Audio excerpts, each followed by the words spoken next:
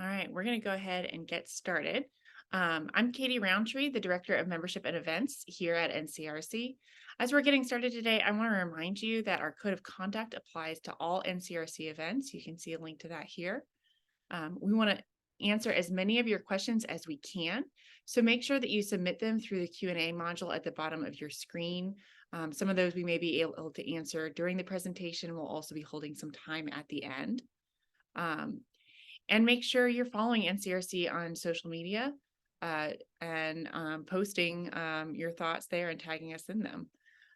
This call is for NCRC's members, over 700 organizations dedicated to making a just economy a national priority and a local reality. NCRC works with our members to close the racial and socioeconomic wealth and opportunity divides. We do that by organizing agreements between financial institutions and our members to increase lending, investments, and philanthropy in neighborhoods that need it, by advocating for policies that encourage the just use of capital, by holding institutions accountable for discrimination in financial services and housing, by empowering entrepreneurs and community organizations with grants, loans, technical assistance, and training, by investing in and around low and moderate income neighborhoods to increase home ownership in partnership with community organizations and municipalities, as well as lenders, investors, and developers. We do it by producing agenda-setting research and stories, and by convening events that bring together stakeholders to advance equitable solutions. Over the last few weeks, NCRC has been working hard to digest the 1,500-page CRA rule released at the end of October. But even before that, we've been working with our members for years to identify what matters most to our communities and what could feasibly be accomplished in an update to this important legislation. Thank you to each of you for your work with us to strengthen CRA and to leverage it to build a just economy. As we've been reading and summarizing, we've been flagging the updates that we think our members will care most about, the areas you flagged for us via surveys and months of conversations and questions. Today, we're going to go a little deeper into some of those key updates. You're in great hands with our speakers today. I'm going to introduce them and then hand it off. We have Kevin Hill, our Senior Policy Advisor here at NCRC. His work focuses on the Community Reinvestment Act and similar state laws, Section 1071, and climate change. As such, he's been leading the charge for NCRC in reading and annotating the new rule. Katie Crosby is NCRC's Chief of Community Engagement and Institutional Accountability. Before joining NCRC's staff in 2023, Katie was town manager for the town of Apex, North Carolina, where she led a staff of approximately 600 employees and a budget that exceeded $200 million, and served as the NCRC board chairperson. She's been involved as a member and board member at NCRC for about 15 years. And finally, our third speaker today, Vernice Miller-Travis, is one of the nation's pioneering and most respected thought leaders on environmental justice and the interplay of civil rights and environmental policy. Vernice has vast experience as a civil rights and environmental policy analyst and advocate, consultant for federal and state agencies, foundations, and nonprofits, environmental program manager, and foundation program officer. And so with that, I'm going to hand it over to Kevin to get us started. Thanks, Katie, and glad to be speaking with all of you today. I'm just going to talk for a minute here just to give you an outline of what we're going to cover today in today's presentation. We're going to start with a summary of the new rule. I think that's why you're all here today. We're going to just kick it off with kind of like a high level major takeaways. Then I'm going to do a bit of a deeper dive. As promised, we're going to go deep in the weeds on some of these things. And then we're going to, hit on some really important topics for community organizations, a quick discussion of some of the issues we'll be tracking going forward. And then we're hopeful that we'll have about 15 to 20 minutes of questions and answers at the end. So please do use the Q&A tool that Katie Roundtree just described. And with that, I'm going to turn it over to Katie Crosby.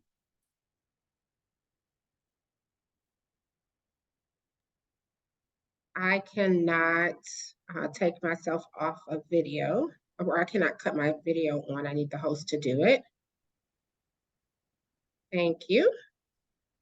All right, good afternoon, everyone. My name is Katie Crosby, as mentioned earlier, and I am the Chief of Community Engagement and Institutional Accountability for NCRC.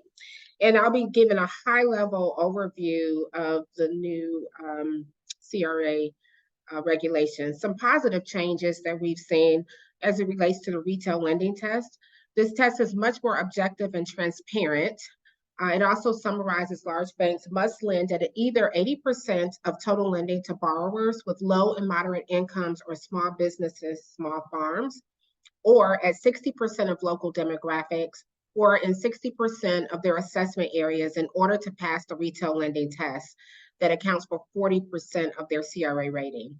The analysis of small business, small farm lending has been improved by looking at lending to businesses and farms under $250,000 in revenue instead of only under $1 million. In addition, much more of the bank's total mortgage and small business, small farm lending will be included in CRA exams due to new assessment areas.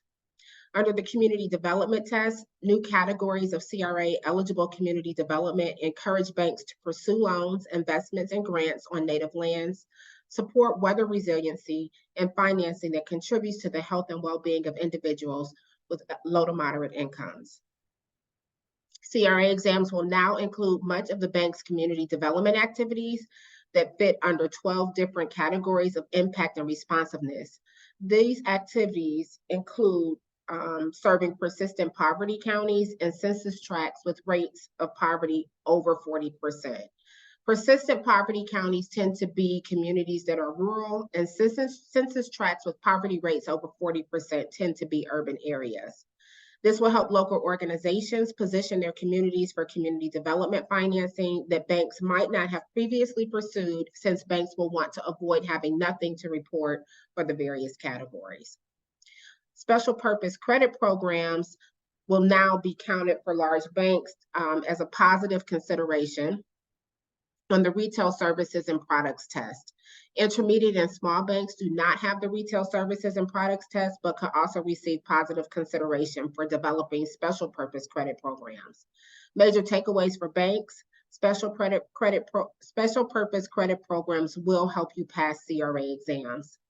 Some unhelpful changes from the proposed rule include thresholds for retail lending assessment areas were increased. This means that less lending will be covered, and they now only apply to large banks that do more than 20% of their lending outside of branch networks. Auto lending will only be evaluated if it accounts for 50% of a bank's total retail lending. An evaluation of credit and deposit products can now only contribute positively to a bank's CRA performance. This means that banks will now not be downgraded for only offering expensive deposit accounts or unaffordable loan products. They will not be downgraded for this. Also, the new investment metric for banks above $10 billion can only contribute positively as well. Some missed opportunities include little progress on incorporating race into the CRA process. Given the purpose of the CRA to address redlining by evaluating banks on how well they meet the financial services needs of entire communities, it's disappointing that the CRA continues to leave race out of that process. NCRC offered several recommendations for doing so, including creating a disparity study that would identify racial groups and communities with significant gaps in loans and investments, and to factor in a bank's performance at serving these identified groups. Instead, the agencies will start publishing data on lending performance of large banks by race and ethnicity in all of their assessment areas on regulatory websites using Home Mortgage Disclosure Act data, but this will not affect the bank's CRA ratings. No changes to how the CRA performance affects merger and branch applications was included, which is the main penalty for failing CRA exams. No improvements have been made to the process for submitting comments, and no evaluation of the climate impacts of bank financing. So those are some high-level updates. I'll turn it over back over to Kevin for our next presenter. Thank you. Thanks, Katie. So now those are kind of the major bullet points, the big takeaways. But as promised, we wanted to go deeper on some of these things, get kind of more in the weeds. So that's what I plan to do now. So starting off with the increased asset thresholds, we have seen that there are new asset thresholds. Banks are going to be defined differently now.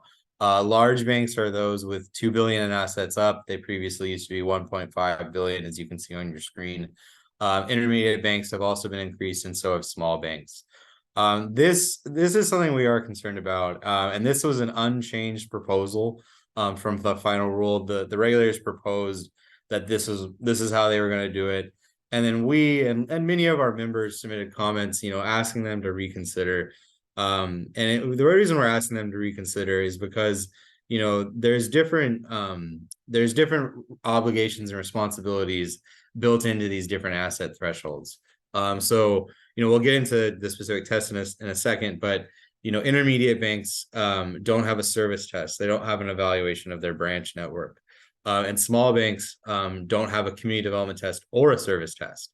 And as a result of these changed thresholds, over 700 banks will now no longer have that community development test because they'll move from intermediate to small. And over 200 banks will no longer have a service test because they'll move from large to intermediate. And we know that those banks of those sizes tend to be clustered in rural areas and kind of smaller metros.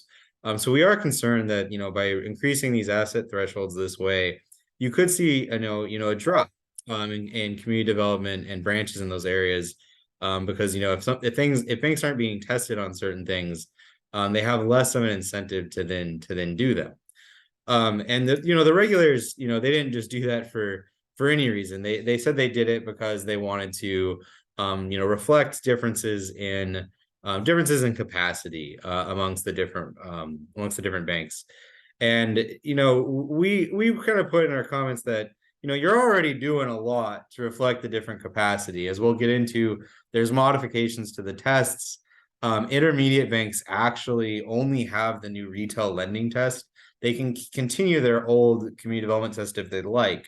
And small banks have the least difference of any of the banks in this. They can keep their old lending test, and they don't have those other tests. So we do think that was an area we were a bit disappointed. We would have liked to at least see less of an increase in the threshold, so less banks would be affected. But the regulators did move forward with this as their proposal. Moving now into assessment areas. One second. There we go. Moving now into assessment areas. There are still, I'm trying to figure out what I should call the old CRA now, like CRA Classic, CRA Vintage. I haven't found it yet, but let's use CRA Classic for now.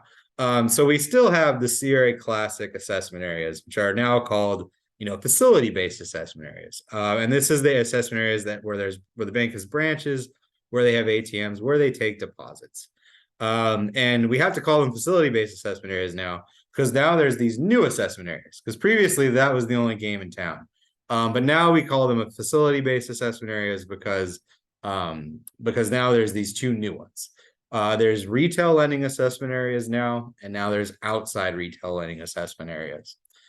So retail lending assessment areas, these will kick in for large banks that do more than 20% of their retail lending outside their branch network or facility-based assessment areas. So if you're a large bank and you do more than 20% of your lending outside where you have branches, and then there's another caveat. And then if in a county, if you've done either 150 closed-end mortgages in the last 2 years or 400 small business loans, you will now have a new assessment area in that area. It's the retail lending assessment area, even regardless of whether you have branches there. If you hit those thresholds and you do more than 20%, you will now have that new assessment area. And those were, as Katie indicated in the intro, these thresholds were originally, I believe it was 100 and 250 before. So they have raised the thresholds a bit here in response to industry feedback, which will now mean that less lending is covered. But even with that, regulators estimate that 310 large banks, about 83% of them, will not be required to create any additional assessment areas because of these thresholds. 50 banks, about 13% of large banks, will be required to create 1 to 10. And there will be 5 banks out there that will be required to create about 50. because they're lending in lots of areas in a significant way where they don't have branches. And the regulators estimate that large banks would have received failing ratings at about a quarter of these new retail lending assessment areas, and that this would have resulted in about 7% of those large banks failing their retail lending test. So this is pretty interesting. And I think, in my personal opinion, this is one of the most positive changes we're seeing in the Community Investment Act, because it's really going to put banks on notice that if you are going outside your branch networks to lend a lot, and that was previously a blind spot in CRA, you better be making sure that you're lending to borrowers with low to moderate incomes, or small businesses, or small farms. Like, you can no longer just do what you have to do in your branch network and then go outside it and do whatever you want. Now there's really going to be more of an evaluation of what's going on outside your branch network. And are you really, going outside your branch network to make credit available to people that need it most? Or are you going out there to cherry pick and find the wealthiest people and lend to them? So that there will be now much more accountability.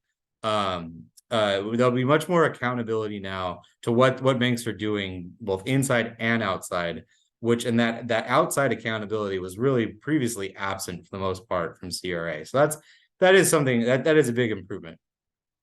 There's also outside retail lending assessment areas. All large banks will now be evaluated in their lending in outside retail lending areas, which is a nationwide assessment area that excludes basically their other assessment areas, and it also doesn't include any rural counties where the bank didn't make any loans. So it's one kind of big nationwide assessment area that doesn't include the other ones. In addition, intermediate banks will also have these outside retail lending areas if 50% or more of their loans and purchases are outside of their branch network. In addition, intermediate banks as well as small banks could choose to opt into having an outside retail lending area, which this one does merit a little more discussion, because there's kind of pros and cons here. On the pro side, or let me start with the con side. If you're an intermediate bank and you do more than 50% of your loans outside your branch network, that's almost like a community bank that refuses to lend in its community. And a lot of time before, that bank would have largely just found it very hard to pass a CRA exam. So there is kind of opening this up. There is a bit of a change from how this would have been evaluated previously. But on the pro side, though, if there was a bank, let's say, there's like some of the fintech banks like Square and stuff that are out there, and they put one branch in usually a low tax state like Utah or like Delaware, and they would just they would do their best to lend in that little area, but they would lend also all throughout the country, but they would only really focus on lending to low income borrowers or small businesses in like Salt Lake City or somewhere in Delaware. And so now that bank they won't be able to get away with that anymore, of just finding one little area where they'll lend to low income borrowers, but across the country not doing much. They'll now have to, since most their lending will be 50% or more, there will be this outside retail lending area. So I think it is still a net positive, because I think we're really capturing much more lending than we were before. So been moving through just quickly. Now what tests and the weights, because there has been some changes here from CRA Classic, which I'm going to try to trademark someday, I think.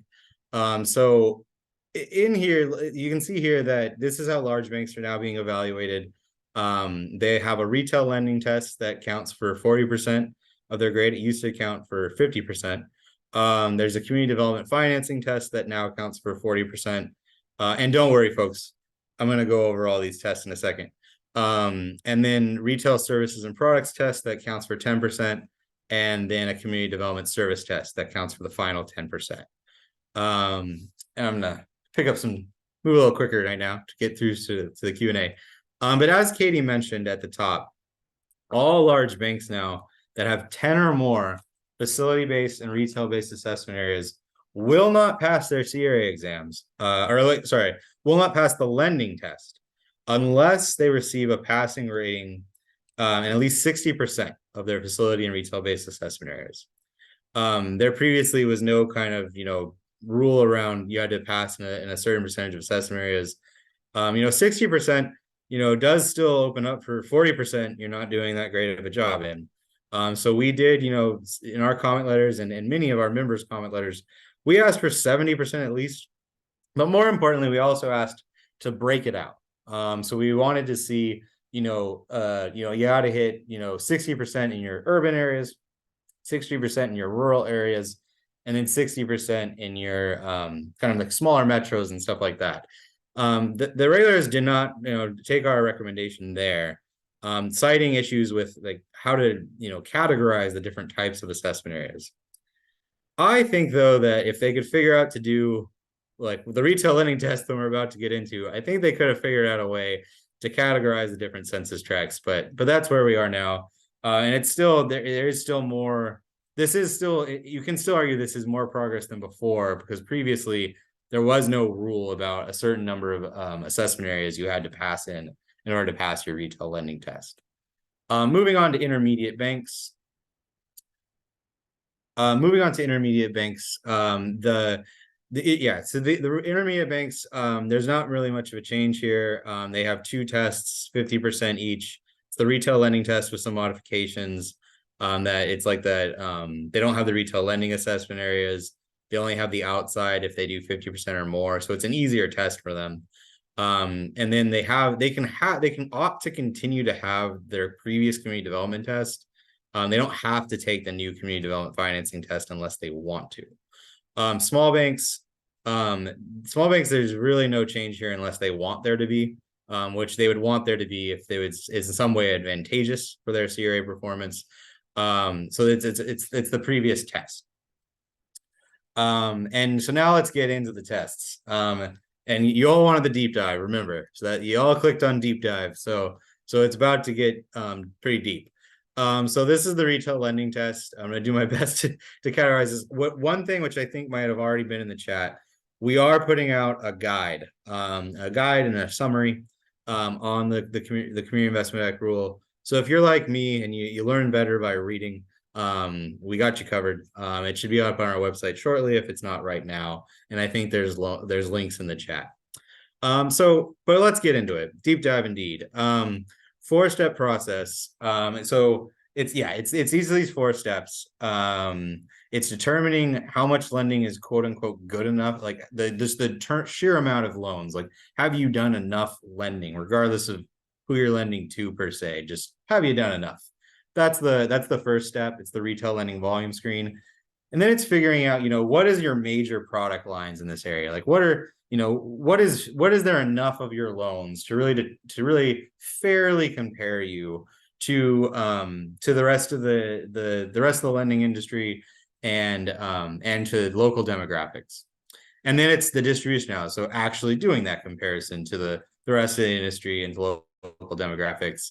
And then finally, we need to have some way to combine the different product line scores. Because remember, there's low-income census tracts, moderate-income census tracts, and low-income borrowers and moderate-income borrowers. They're all going to be analyzed separately. But there does need to be some way to combine them in order to say this is the total rating for the specific assessment area or the specific the institution's total rating. So let's get into it. So in each facility, so the first step here is this retail lending volume screen, which is basically a fancy loan to deposit ratio. So they're going to take, in each place for each market where a bank has branches, they're going to look at, they're going to calculate a bank's loan to deposit ratio, and it needs to be within 30% of the aggregate of all banks' loan to deposit ratio specific to that assessment area. And if it fails that 30% screen, a bank cannot pass in that assessment area unless it has quote unquote the acceptable basis for not reaching the 30% threshold.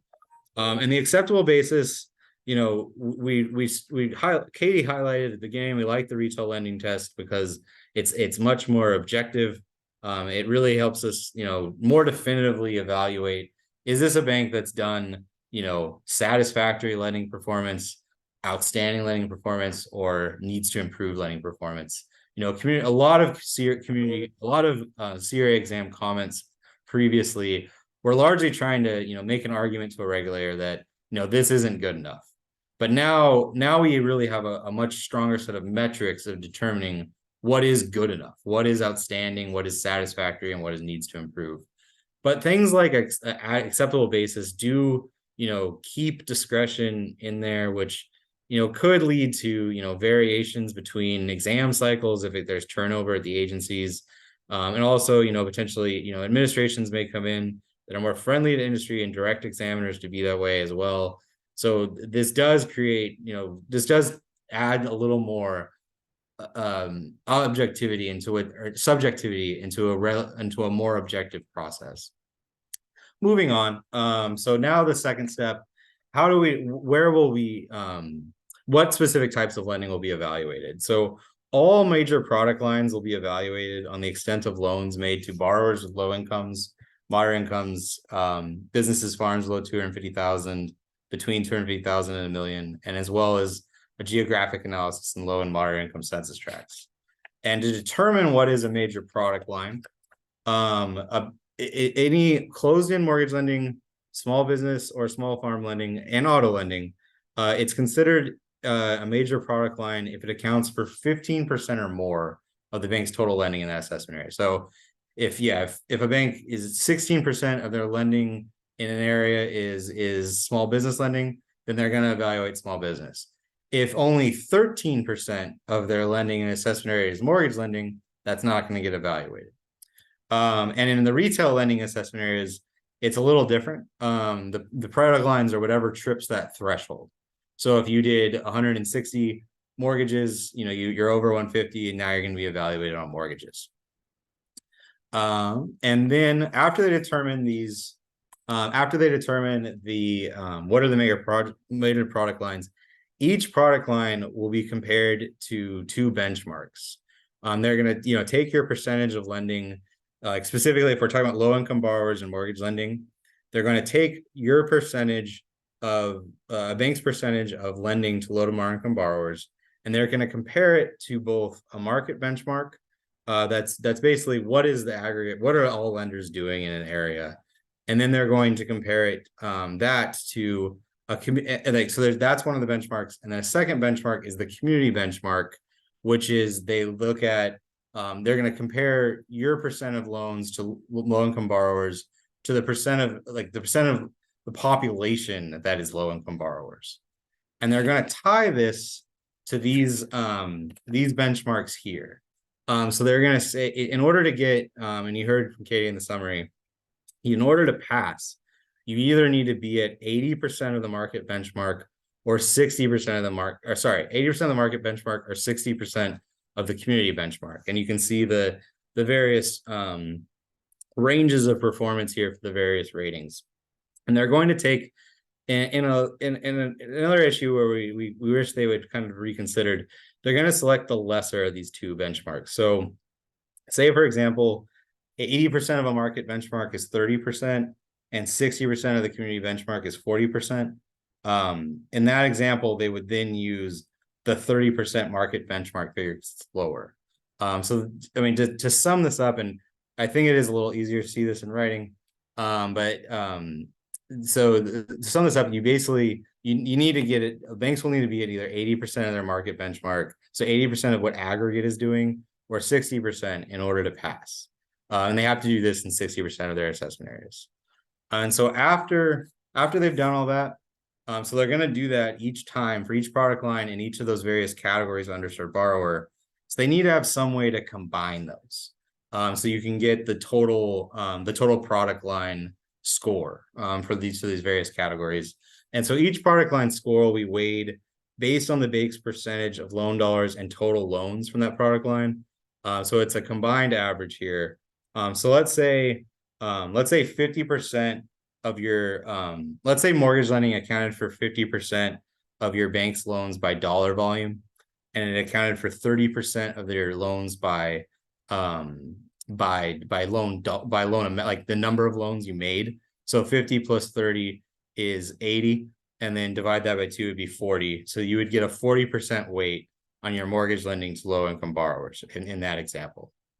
And then, to combine this all to get to, a specific assessment area or a specific, total rating, the weight of each assessment area for state and the overall retail lending test score is based on the average of two factors: the bank's share of deposits from the assessment area and the bank's share of loans and loan dollars using loan counts. So it's a weighted average, which I'm sure I don't think many of us use weighted averages, but they're not as complicated as it sounds. It's basically just you apply that weight to all the various retail lending test scores. And then after you apply that weight, you then just, you average it like you would. It's just, you're not taking the figures and you're not directly averaging them. You're applying these weights first. And the reason for that is they do want to, they want to weigh where the bank does most of their business the most. That's the whole purpose of this kind of weighted average thing. All right, so I'm going to move on. I'm sure there's questions about that, but let's move on so we can get to the question and answer portions as soon as possible. So there's also, so moving on to the community development financing test. This test analyzes community development by comparing a bank's ratio of combined loans and investments compared to deposits to state and nationwide benchmarks. Banks will be analyzed on activities nationwide. In addition to where they have their facility-based assessment areas, they'll be looking for things like impact and responsiveness, and it does not include threat. But a difference between this test and all the other tests from the test the retail lending test we just went through, is some of them do have metrics and benchmarks, which I don't spend as much time on the other tests. Maybe some of you will appreciate that. But they do have metrics and benchmarks in these tests, but what they don't have is they don't have like a specific range of performance. If you remember this, there's no equivalent of this in the other tests. There's metrics and benchmarks that will guide examiners, but it's still left up to their discretion at the end of the day. This one is, and the regulators could still make changes here, but it'd be much harder for them to make changes to the lending test because it's set out like these are the performance ranges. This is what outstanding and satisfactory looks like. That you will not find that equivalent in these other tests. So there is some concerns about, the combining of loans and investments for large banks. NCRC and several of our members requested a separate metric for investments because that's how large banks are currently evaluated. They currently have a lending test that includes community development loans and an investment test that includes qualified investments. So a lot of us commented concerned that you could see investments decrease from large banks if they weren't continue to be separately evaluated. And so in response, the agencies added an additional metric and benchmark for banks above 10 billion in assets.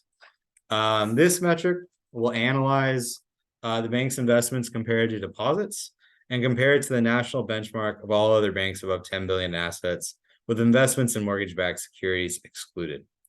However, this can only contribute positively to a bank's exam. And this is a change from current CRA. Previously, all large banks would have had that separate evaluation. And if banks messed it up, they didn't do a lot of good investments, it would downgrade their score. It would draw down their score.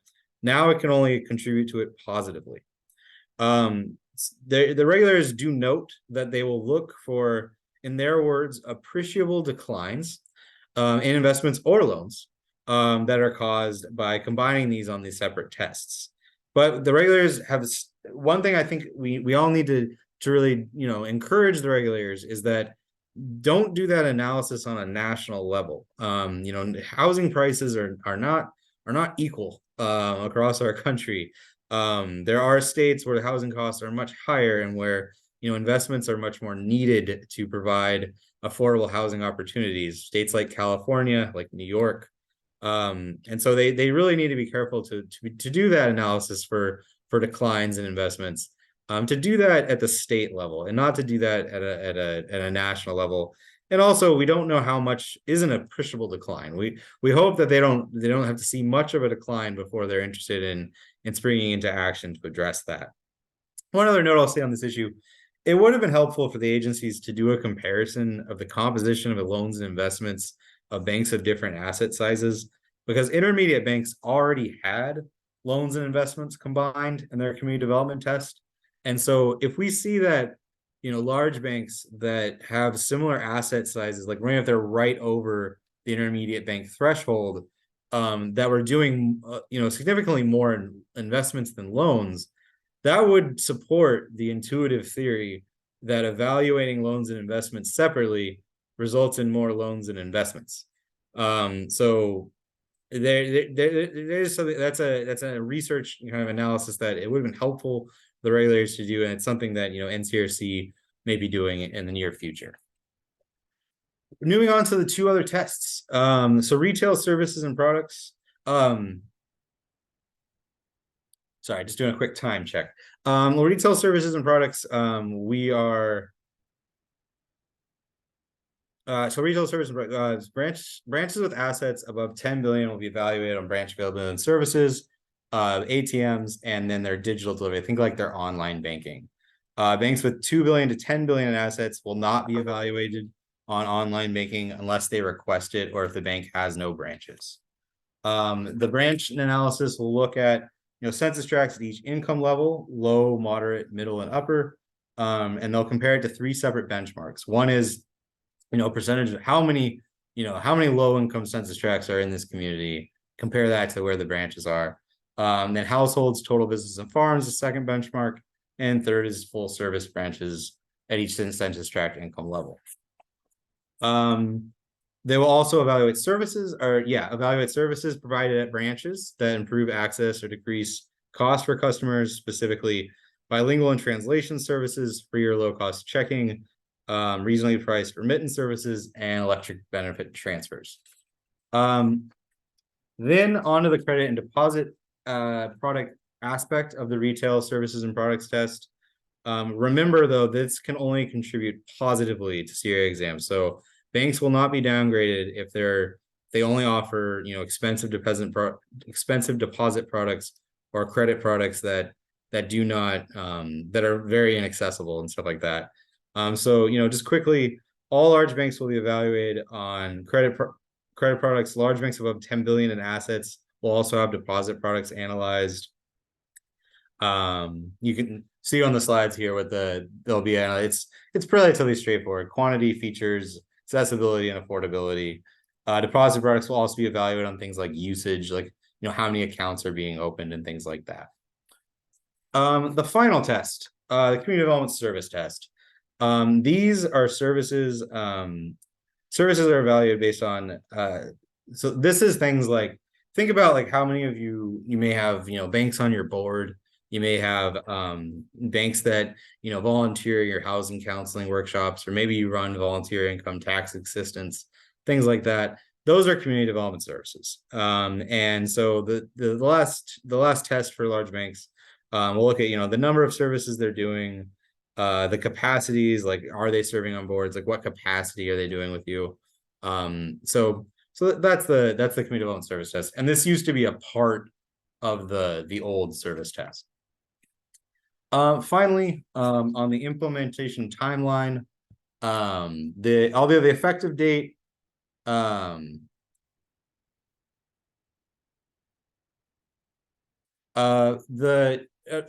effective date of the final rule is April 1st, 2024. The majority of this rule does not take effect until January 1st, 2026. Specifically, the things that take longer is they give them a little longer to apply with. They give banks a little longer to comply with some of the reporting requirements related to assessment area data, operating subsidiaries and affiliates, and community development loans and investments with a third party. But other than that, everything else, kicks in January 1st, 2026. Katie, Roundtree, we're checking on one of our speakers. Was Vernice able to join us? Yes, I'm here. Oh, all right, great. Glad you're here, Vernice. So now I'm going to turn it over to Vernice for a second. We're just to kick off this slide. We are very disappointed on the lack of progress. that the agencies have made on race. Their CRA exams will continue to not incorporate race into CRA. CRA exams will continue to not incorporate race into their evaluation of lending, investing, or serving communities. What they will do is they'll start publishing info on the lending performance of large banks by race and ethnicity using Home Mortgage Disclosure Act data. This is stuff NCRC could have already given you. This isn't a lot new here, and this will not affect CRA exams. So this is something that we were pretty disappointed in, and I'm going to kick it over to Vernice now to talk a little bit more about that. So I'm also going to talk a little later in the presentation about some specific climate and weather related and environmental related dimensions that have been added to the new CRA guidance, but just wanted to weigh in about where the administration is on including issues of race as part of the indicators for decision making. And so we find, I work almost exclusively at the intersection of civil rights and environmental justice. And we have found that while there have been significant advances by the Biden-Harris administration in addressing issues of environmental justice with unprecedented levels of financing across the agencies, in different kinds of programs, different kinds of grants, different kinds of loans, et cetera, in the billions of dollars. And so that is a significant step forward in terms of the kinds of programmatic resources that are now available via the federal government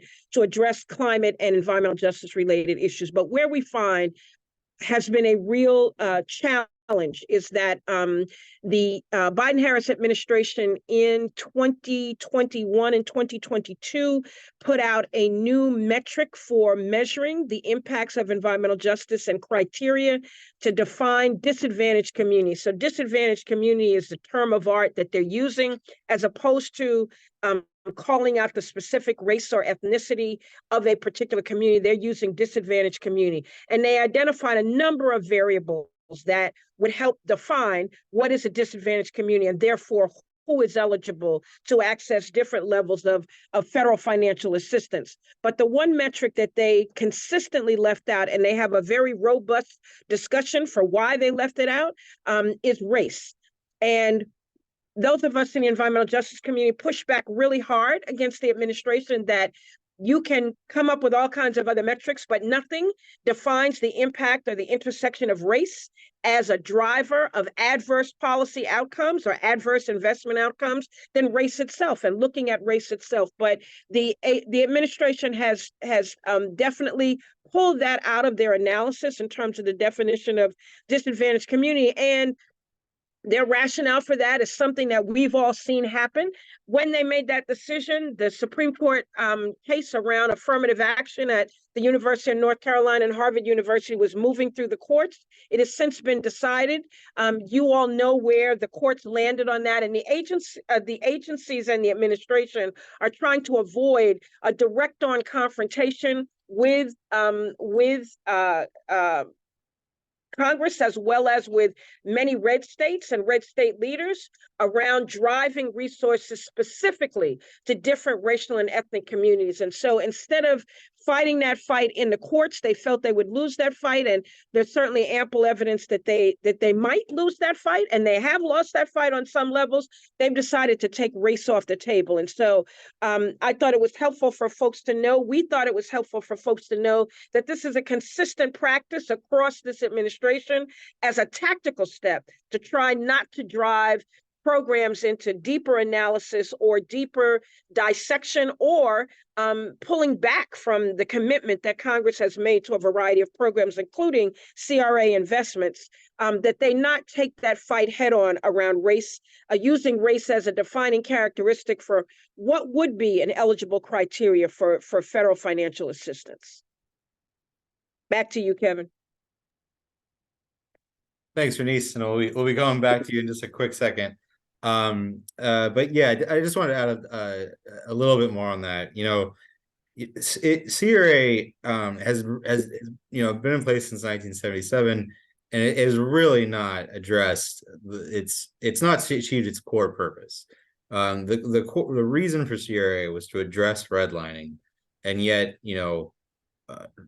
over 40 years later, we see, a persistent racial wealth gap in our country, and we've seen little progress on increasing home ownership for many communities of color. So this is why, Katie mentioned some of our suggested solutions for incorporating race that will meet. We've worked with our legal allies that will meet legal requirements. We are going to continue to raise this issue to the regulators. We're going to continue to raise this issue to our allies in Congress to find congressional fixes. We're also going to continue to look for ways to address this at the state level, for states that are willing to lead on this issue. It is an area where there's a lot of positives in this new CRA rule, as we've gone over. We're going to go over some more of them in a second. But this is an area of there's really a very strong lack of progress. We already have Home Mortgage Disclosure Act data. NCRC will gladly give you a Home Mortgage Disclosure Act table that shows you what banks are doing in your community. We need regulators to actually turn that into something real. We need regulators to use that data to then, hold banks accountable to it. That's the purpose of this whole exercise. All right, so moving on. So now we're going to get into some of the important topics for community organizations. These following categories have been added to the definition of community development. And Vernice is going to talk a bit more about the climate components, but just to kick it off, these are some of the new categories that have been added for community development. Community supportive services, disaster preparedness and weather resiliency, which I'm going to turn it back over to Vernice in a bit to talk about. And then very, very important, we just yesterday put out a great report on this issue of called Redlining the Reservation. Now there will be, because of the definition of community development, banks can get credit now for revitalization or stabilization, central community facilities, central community infrastructure, and disaster preparedness and weather resiliency. Pretty much any of the place-based community development definitions now apply in native land areas. And this is dealing with an unintended consequence of CRA previously. CRA previously being largely focused on where banks put branches creates a big blind spot in the areas where banks refuse to put branches, which is native land areas. Unfortunately, most native land areas do not have a bank branch on them. And so banks would, cite that as a reason for not pursuing activities there as being unaware of their ability to get CRA credit for it. Well, that has now been cleared up. And so now, please do start entering into conversations with your tribal allies, your tribal partners, and banks about how are you going to be taking advantage of this new definition of community development, and how are you going to be, what's your strategy now for community development in native land areas. And then also the last thing I'll say before turning it back to Vernice, activities with minority depository institutions, women depository institutions, low-income credit unions, and good old CDFIs will now also get CRA credit. As they've been added to the definition, so there's no question now. If you do an activity with any of those organizations, CRA credit. So now I'm going to turn it back to Vernice, who's going to talk a little bit more about this new weather resiliency component. So as you can imagine, weather resiliency in the nomenclature of the day would normally be called climate resiliency in this proposal, but they are determined to use weather resiliency. And those are activities that must benefit or serve targeted census tracts and their residents, be done in conjunction with a government plan, program, or initiative, or mission-driven nonprofit organization, and not directly result in the forced or involuntary relocation of individuals with low and moderate income. So they are now looking at disaster recovery and disaster preparedness as categories that would qualify for CRA funding and CRA designated activities. This is a new addition to CRA in response to what is happening in communities across the country. They're declining to call it climate resiliency or the disaster from climate impacts, but that's what it is. But there'll be a range of activities that can qualify. Next slide. Next slide. Examples of what would be provided or what would qualify in these categories would be construction of flood control systems. So that's disaster preparedness, right? Promoting green space in order to mitigate the effects of extreme heat. Community solar projects, microgrid, and battery projects that could help ensure access to power to an affordable housing project in the event of severe storms. So those are issues that make the power grid more durable and more resilient, that those are issues that could qualify for funding under CRA now. Next slide. In addition, the agencies note that low and moderate income communities are more affected by weather-related risks, but largely avoid a discussion of how climate change is increasing the frequency and severity of these risks. So they really tried to split the baby and the bathwater here, and didn't always do a great job, but nonetheless, this is still a major addition to CRA.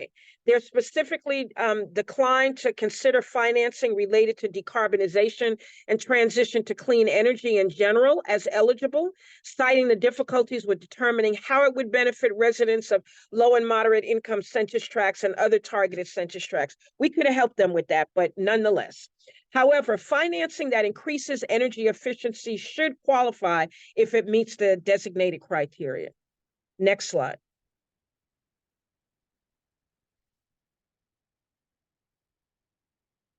That's the last slide for this topic. I think you have additional notes, but that's the last slide. Okay. So while it doesn't specifically say climate change related disaster, they are nonetheless trying to give banks and localities the ability to be able to address these areas, both at a preparedness level and then after a disaster has happened and disasters have been designated. But they do require a few things that are really important for folks to know. That in order to be determined to be eligible for that financing, you need to be a part of a state program that's looking at disaster designation and then rebuilding and resiliency.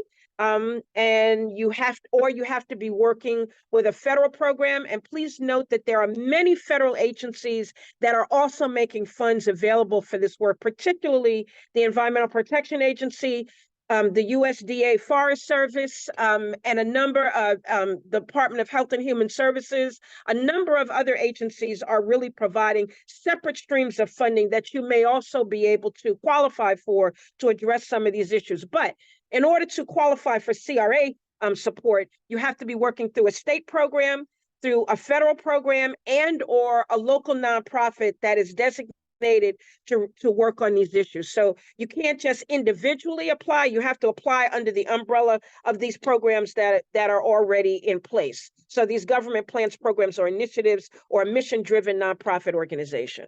But this is a major step forward. There are lots of things that we could critique. There are lots of things that we think if they had let us write it, it would have been stronger. But nonetheless, this is a major step forward in terms of CRA eligibility for weather resiliency. Back to you, Kevin. Thank you very much, Vernice. Just a couple more slides, folks, and then we're gonna then the rest of the time we're gonna spend on Q&A. Probably just about 5 more minutes, and then we'll do Q&A. So one other thing I wanted to pull out that I think is particularly important for community organizations is this impact and responsiveness review. So CRA exams will now include how much of a bank's community development activities fits into the 12 different categories of impact and responsiveness. And the regulators even said that they would, consider other categories of impact and responsiveness, but these are the 12 they've kind of identified for now. And I really think Katie touched on this earlier, but I think it's worth repeating. I do think this will help local organizations position their communities for community development that banks may not have otherwise done. because, you know, a bank's not going to want a CRA exam to say like, what did you do, you know, for census tracts above 40%? And the CRA exam is going to show nothing. So I do think this will be an opening to get banks to really kind of at least take a second look at things. I mean, you're still going to have to do your regular work of, you know, pitching your organizations and stuff like that, and showing the need. But I do think this will help get banks to consider things and give a second look at things that they would not otherwise, if they can be shown to get them into one of these impact and responsiveness factors, particularly if they can't really show a lot of, you know, other things they're doing in these categories. So I thought it'd be helpful just to quickly just, you know, show you what these 12 categories are. Some of them we've already mentioned. The persistent poverty counties, the census tracts poverty rate of 40% or higher. You know, persistent poverty tends to be rural areas, and the poverty rate of 40% or higher. Census tracts poverty rate of 40% or higher tends to be urban. Also areas with low levels of community development financing. You know, supports MDIs, minority depository institutions, women depository institutions, low-income credit unions, CDFIs, excluding certificates of deposit with a term of less than 1 year. They're not considering that to be particularly impactful. Things that benefit, you know, low income specifically are small businesses or small farms at the new lowest definition, $250,000 or less. Remember, previously CRA exams was all 1 million or less. Now we have more granularity. Directly facilitates acquisition, construction, development, preservation, or improvement of affordable housing in high opportunity areas, which is the FHFA definition there. And the thing there is, you're trying to address, you know, you're trying to avoid concentrated poverty. You're trying to get people housing in areas that, you know, has a little more opportunities and resources in those areas, and usually it's harder for affordable housing in a lot of those areas because of higher cost. Finally, the last five, benefits of serves residents of native land areas. So this is a category of community development and an impact and responsiveness factor. Grants and donations as long as they're CRA eligible. Investments or projects financed with low-income housing tax credits or new market tax credits. And then the last two are pretty similar. It reflects blank leadership. So that's kind of things like, you know, if a bank's like doing multiple services for something, like, you know, like a loan with along with technical assistance. And then if there's things that like new community development financing products or services like that, those would also qualify in these impact and responsiveness factors. All right, so this is the last slide, folks, before we get to Q&A. I hope this hasn't been too deep, and for some of you, I hope it's been deep enough. So these are some of the issues we'll be tracking. These are things that, you know, we'll be looking for going forward. We will continue to monitor trends in home lending like we always do. Our research department puts out, you know, annual reports when the new HMDA data comes out. Of course, we'll be continue to do that to really kind of see, you know, when these new exams kick in, what is the effect of the new retail lending test, and are we seeing increases for borrowers with LMI, and are we seeing any impact for people of color because of the new retail lending test, even though they're not, you know, they're not incorporated. You know, I don't believe that you can use income as a proxy. So that's why it's very crucial that we have CRA into these exams. But we want to know what's been the impact. Will there be little impact? Will there be no impact? Because that, you know, that's an argument for why race needs to be incorporated into CRA exams.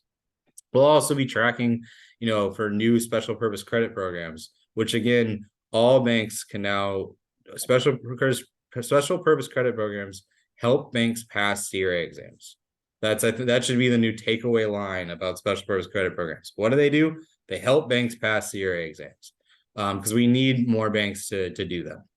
They also have we'll be also monitoring for loss of branches and community development caused by the new asset thresholds, particularly in rural areas and smaller metros. We'll be looking for declines in investments. Hopefully we don't get those appreciable declines. Hopefully There's no declines, and if there is any sort of appreciable decline, hopefully we'll spring into action and get the regulators to correct this. And then also, of course, we'll be looking for examiner guidance and implementation documents. One thing that one item I didn't get to in this presentation is the regulators said in their proposed rule that they were going to do a statistical model that would kind of basically determine if all the lenders were underperforming in a market, like if all the aggregate is bad. That statistical model was in the proposed rule, did not make it into the final rule though. But they did say that they are going to, there is language in the preamble to the final rule about there being a comment period or seeking public feedback, I think was the exact words. So we're definitely going to be monitoring for that and letting you all know when comment periods like that go up. We'll also be, encouraging, comment periods on things like examiner guidance, implementation documents. So, at our ledger edge calls, at our emails, make sure you're all, connected to our email system, because, there's going to be a lot about this coming out. We also just released a guide that, if you still have questions, hopefully the CRA hasn't turned you off. There's a guide you can look at and that goes through all this stuff and more. We also will be getting out a series of blogs, over the next couple months on specific issues related to this. So, there's going to be a lot from us on this issue, as I'm sure you'd expect. This is our second webinar, and there's a lot more to come. So I think with that, I'm going to turn it back to Katie Roundtree for some Q&A. Yeah, so thank you. And thank you all for tracking with us. This is a lot. I'm still digesting some things, and I think I'm going to have to relearn some things that I thought I knew about CRA. So it's exciting. To start out, and I'm going to ask these generally, and Kevin, Vernice, Katie, if one of you wants to jump in on one of these first, just jump in. My first question is about CRA tests, and then I've got a couple others that I'm going to group around community development. So I'm seeing some questions around how frequently CRA audits and tests are done, and a little bit about differentiating between different sized banks. So smaller banks that aren't tested on community development, are they assessed on how they engage with community leaders and nonprofits, et cetera, to meet the community needs? So yeah, I'll stop there.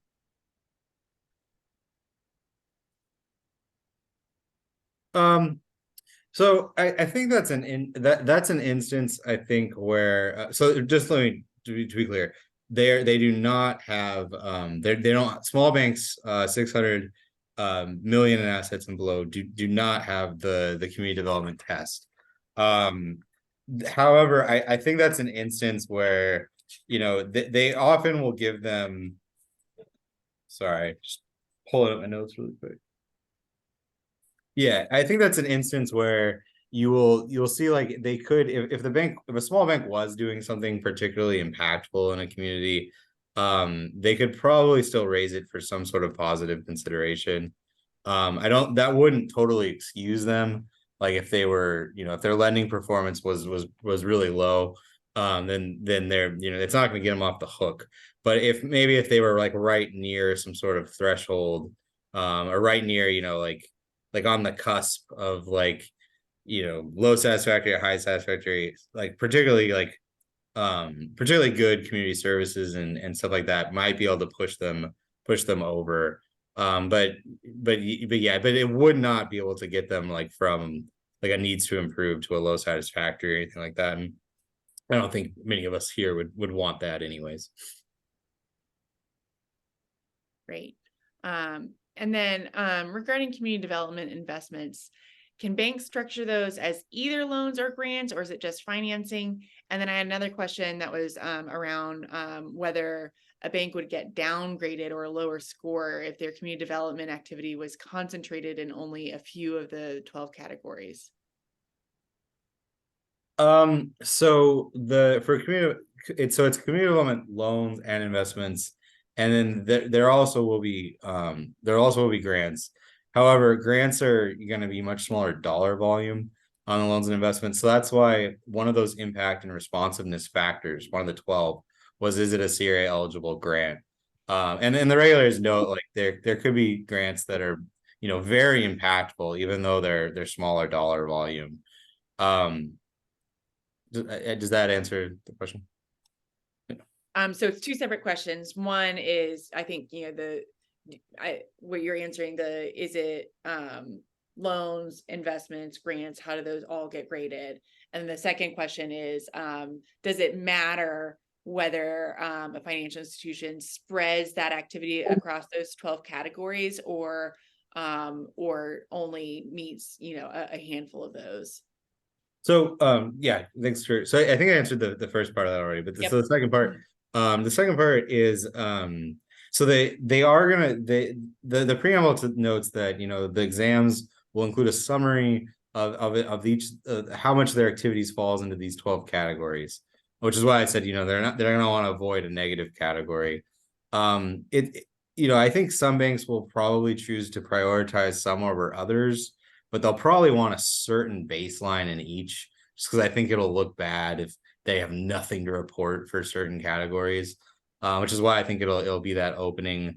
Part of this question, though, is still a little to be determined, because they did note that they're planning on sending additional guidance to examiners on how exactly to do the impact and responsiveness aspect of it. And they said things they're considering encouraging examiners to look at is like percentages of activity per category. And they even kind of said, like, you know, how to consider like lowering or heightening the impact of things.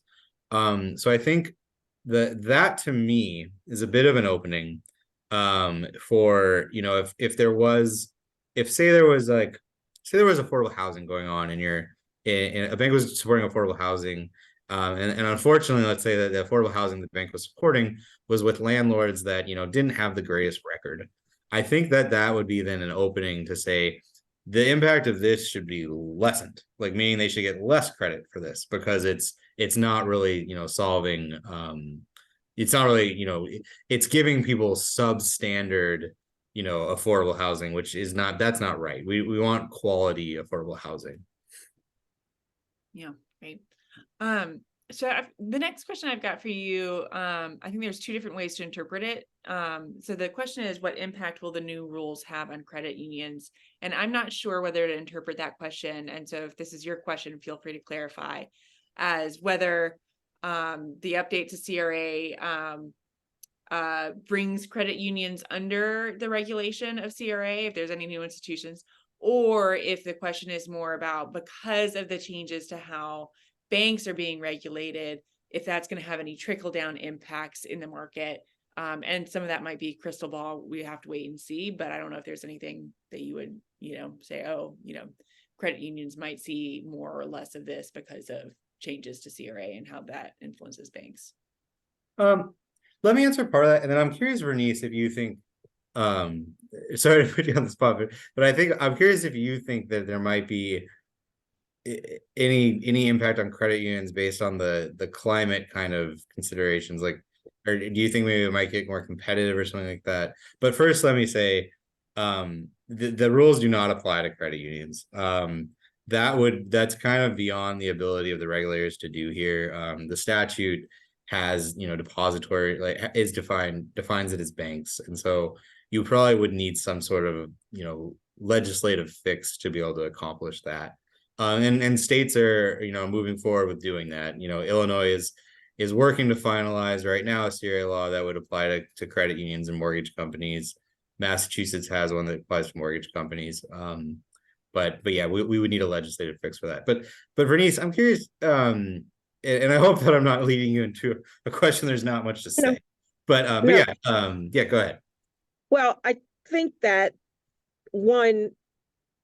credit unions usually can move capital more quickly, and are going to be right there on the ground where these disaster designations may be happening. So you may see states move to give them more flexibility to respond, particularly if there are credit unions that are operating within disaster designated areas, either by FEMA or by the states or by the feds. But I think they're going to have to create some flexibility, because we're seeing that the need to move money quickly, particularly for disaster response and preparedness, is going to require a lot shorter time frames than what it normally takes to get that designation from the feds or from the state, to then go to a traditional financial institution to apply for those resources, and then to qualify for those resources, and then to get the loan or grant approved.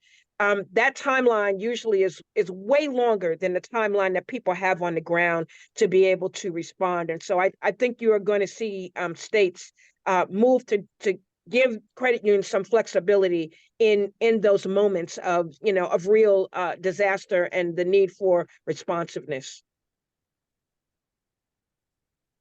And Josh Silver had a helpful point in the chat that also they also will get some positive consideration specifically for low income credit unions. So low income credit unions they'll have some benefits from the new CRA rule. Yep. I see a question here actually about 1071.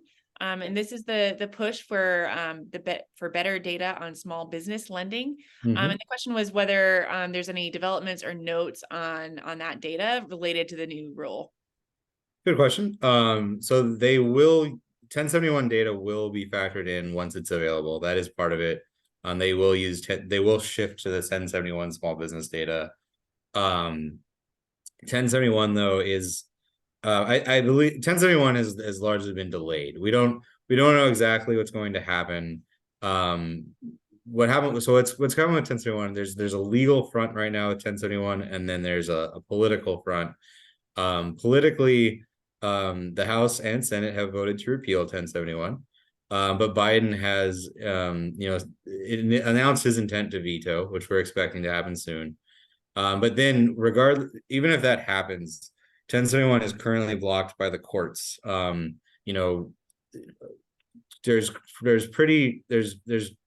conservative friendly judges in our country, and conservative activists know where they need to go to find their most receptive audience that'll go along with arguments that the CFPB's funding structure is unconstitutional, and basically try to reverse American history, because no regulator of depositories, at least at the federal level of American history, has ever been a part of the annual appropriations process. And that's what they're trying to achieve, which could open a whole Pandora's box of regulatory uncertainty.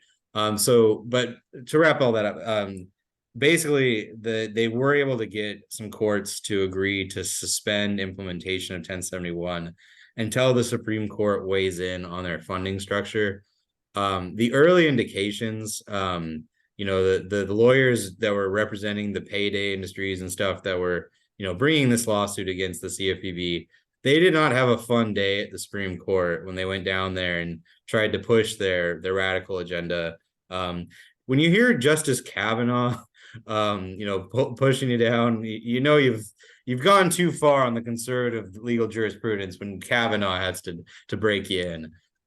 So we won't know until they make that decision. But once that decision happens, and we get back to actually addressing issues and not just putting our heads in the sand, then we should have Section 1071 data, and then they will transition to using Section 1071 data, but it will not incorporate race, even though Section 1071 data will have race. So it'll be kind of like Home Mortgage Disclosure Act data is now. It's there, we got it, but we're not using it to incorporate into exams. Got it. Yeah.